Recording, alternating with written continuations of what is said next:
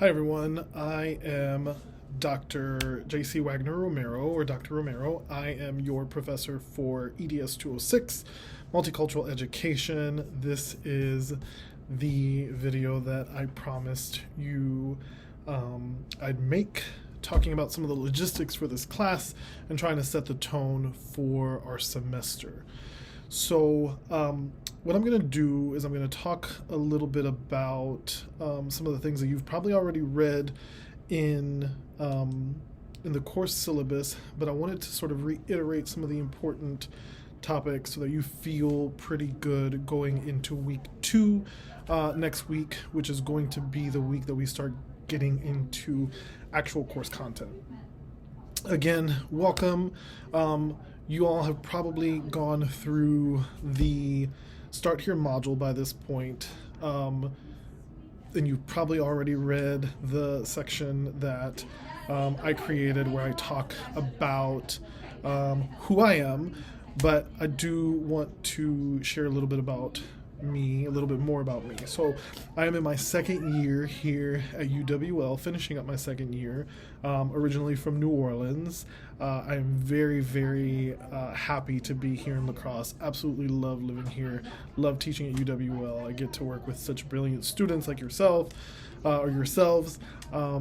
And I'm teaching 2 courses that I absolutely love, EDS-206, Multicultural Ed, and EDS-309, Global Perspectives across the curriculum. So if you are an education major, I hope to see you in person in EDS-309 at some point.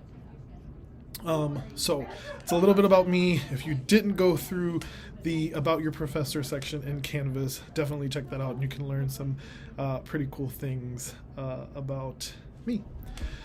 With that, I want to talk a little bit about EDS-206 as a class, because a lot of people come into this class thinking that we're going to learn how to teach diverse students, or you're going to learn the skills or the proper dispositions and the knowledge on how to engage in diverse spaces.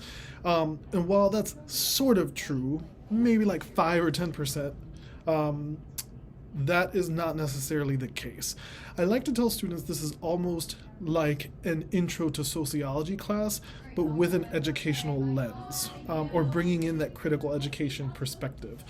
And so we're going to be talking about topics that some people might consider a little bit sensitive. We're going to be talking about race and racism, or race and ethnic relations, white privilege. We're going to be talking about gender identity, class, and poverty.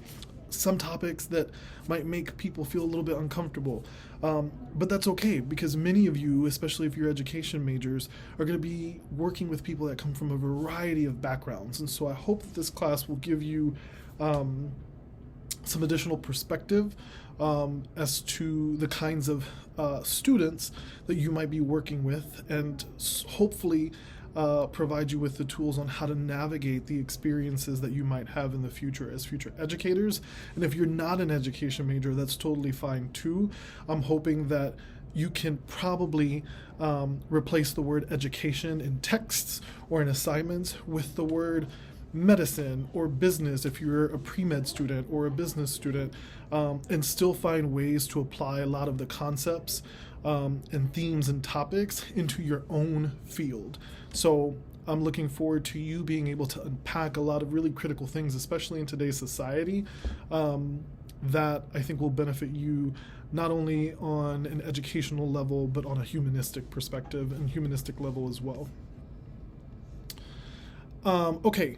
One thing I want to make sure you all know, because I am here at UWL in person, if you ever find yourself needing any extra support, or if you just want to chat about something having to do with class or having to do with your course progress or with your time here as a student, whatever the case is, my office is located in Morris Hall, 160B. So I am in the lower level of Morris Hall in the basement, office 160B. My office hours are on Wednesdays from 2 to 5. So it's a 3-hour block on Wednesdays.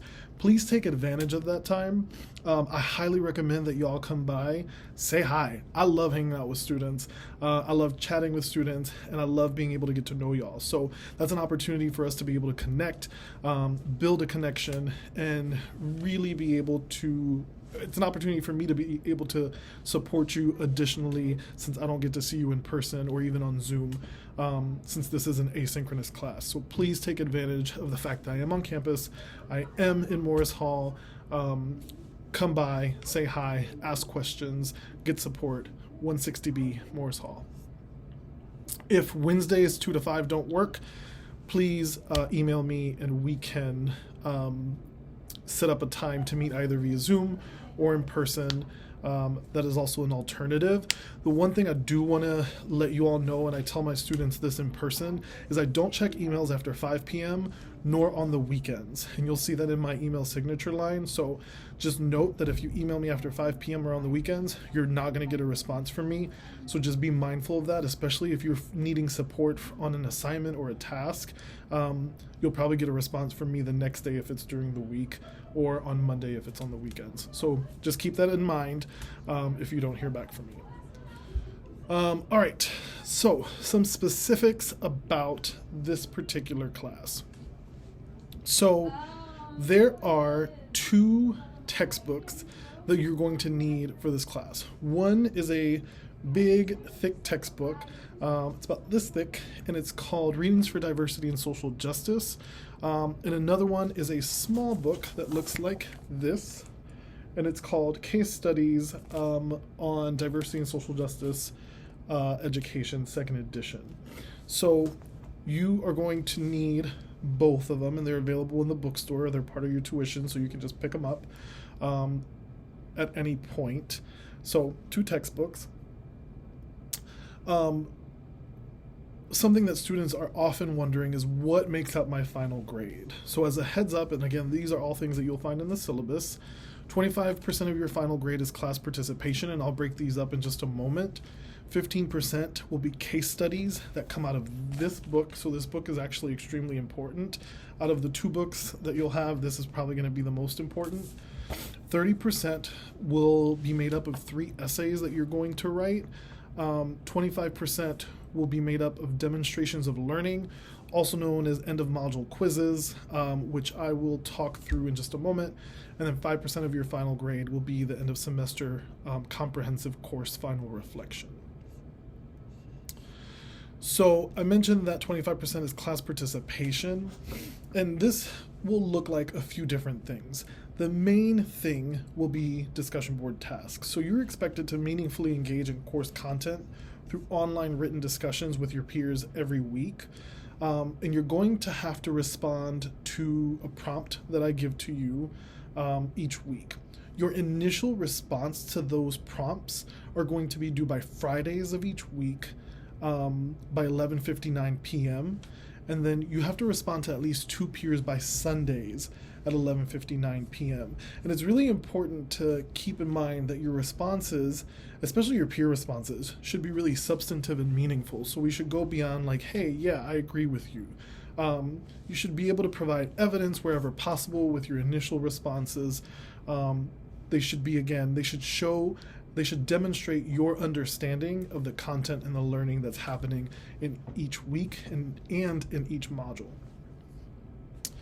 With that said, your initial responses to prompts should be no fewer than 200 words in length, and then each of your peer responses should be no fewer than 100 words in length. Again, this isn't your syllabus. I'm just reiterating because a lot of students sort of overlook this, and students lose a lot of points simply because they end up being below the word count requirement. So don't lose those pesky points for simply being under the word count for discussion board posts. You're going to have some moments where you have to do self-chosen article analysis. I'm going to give you more instructions for that later, but that also counts for participation. And then there are going to be a variety of other small tasks that you'll do each week, and I'll announce those as we go through the semester, but those things will fall under class participation. The next portion of your grade that I mentioned were these case studies that are going to come out of this book. And these are divided into identity categories. So you'll see case studies on poverty and socioeconomic status, case studies on religion, case studies on ethnicity and culture, case studies on race, case studies on sex, gender identity, and gender expression.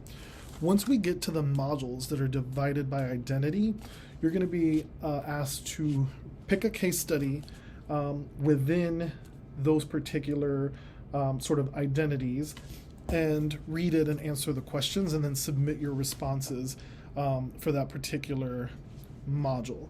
Again, more instructions to follow on those, but those are pretty easy and low lift assignments that more so require you to do some thinking through scenarios, and they ask you to sort of talk us through how you would respond to particular instances or to particular cases that have actually happened in schools.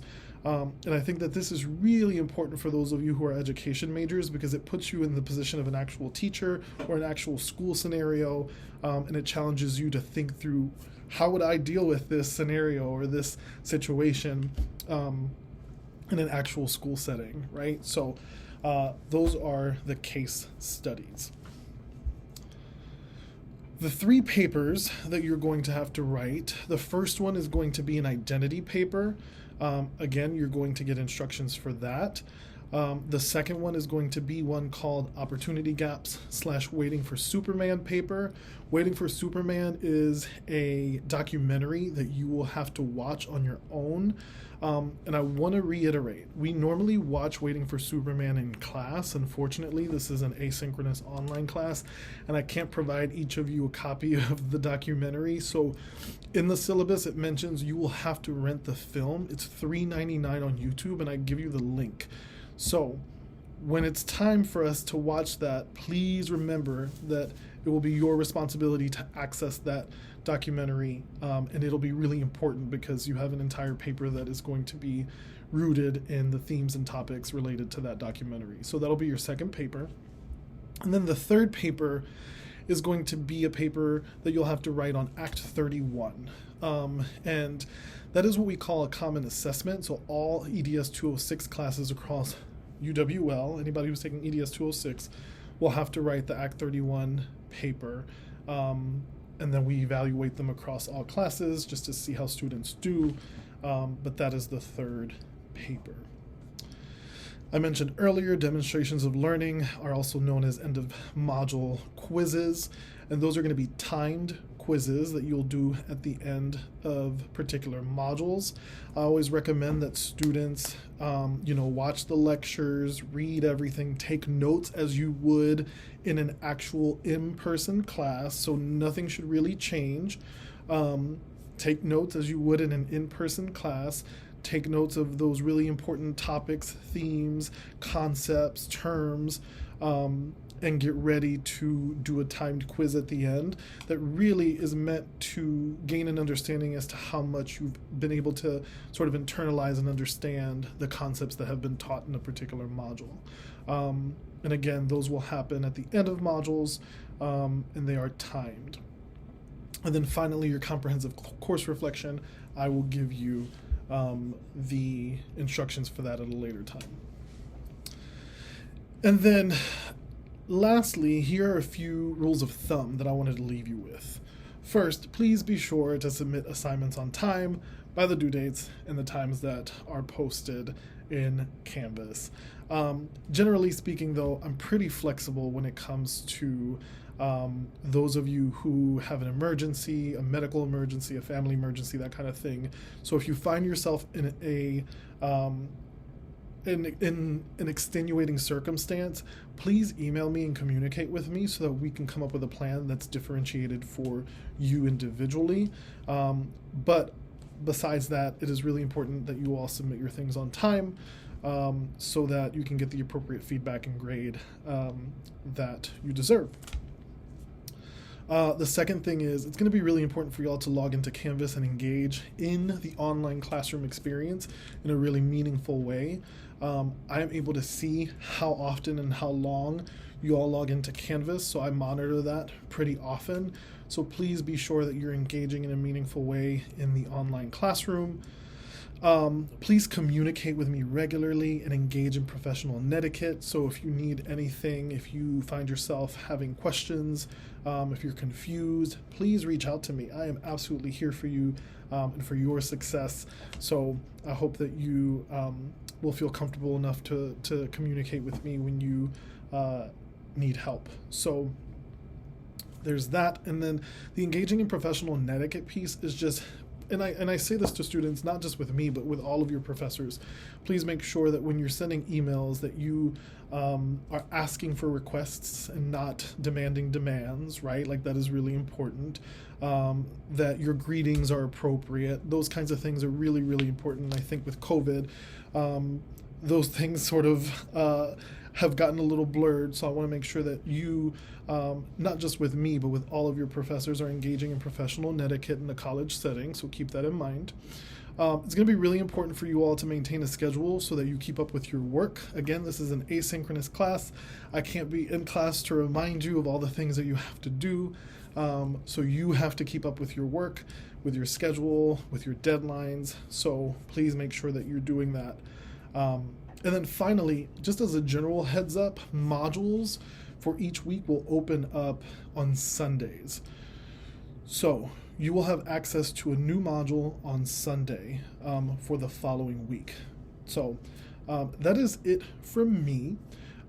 For this week, for week 1, all I need you all to do is just make sure that you become familiar with the syllabus, you watch this video, and stay tuned to any additional announcements in case I need you all to do anything else. But it's a pretty low lift week. Settle in. I know many of you have moved onto campus on Sunday, so you're still trying to settle in. Get yourselves grounded. Find some joy this week. Do something that brings you happiness. Other than that, I will see you in class in week 2. All right. Have a beautiful rest of your week.